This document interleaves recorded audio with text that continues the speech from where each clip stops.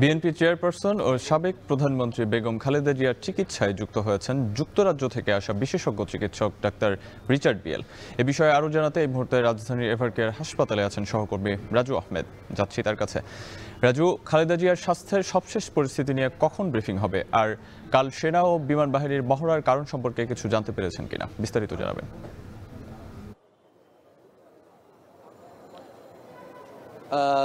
জানাতে চাই যে সকাল 9:15টার দিকে কিন্তু আন্তর্জাতিক বিমানবন্দরে শাহজালাল আন্তর্জাতিক বিমানবন্দরে রিচার্ড বেল অর্থাৎ যুক্তরাষ্ট্রের বিশেষজ্ঞ চিকিৎসক তিনি আসেন এবং 11টা নাগাদ এভারকেয়ার হাসপাতালে তিনি প্রবেশ করছেন। দুপুরের পর থেকেই এখানে আগে থেকে থাকা যে বিশেষজ্ঞ চিকিৎসকের দল ছিল তাদের সঙ্গে মিলিত হয়ে কিন্তু তিনি চিকিৎসা শুরু করেছেন বলে বিএনপির পক্ষ থেকে জানানো হয়েছে।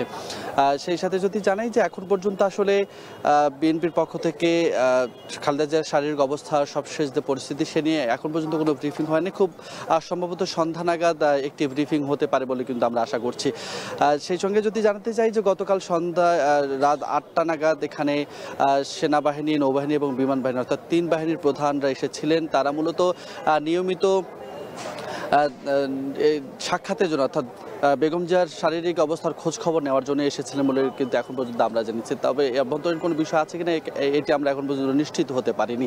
আর সেই সঙ্গে আপনাকে একটু জানাতে চাই যে আজ কিন্তু এখানে গতকাল থেকে যেমন এসএসএফ, পিজিআর এবং পুলিশ মোতায়েন ছিল, আজকে কিন্তু আরেকটি বাহিনী এখানে মোতায়েন হয়েছে, বিজিবি মোতায়েন হয়েছে, অর্থাৎ দৃশ্যমান 4 স্তরের নিরাপত্তা বেষ্টনী আমরা এখানে দেখছি। গতকাল যেমন এখানে এই এভারকেয়ার হাসপাতালের সামনে এবং চারিদিকে 50 গজের আশেপাশে নিরাপত্তা ব্যারিকেড দেওয়া হয়েছিল, সেটি আজও রয়েছে এবং প্রতিদিনের মতো যেভাবে আসলে নেতাকর্মী এবং উৎসুক মানুষের ভিড় সেটিও বেশ লক্ষ্য করা যাচ্ছে। তবে আজ আইনশৃঙ্খলা রক্ষাকারী বাহিনী কিছুটা কড়া অবস্থানে আছে যাতে আশেপাশে বিশৃঙ্খল পরিস্থিতি না থাকে।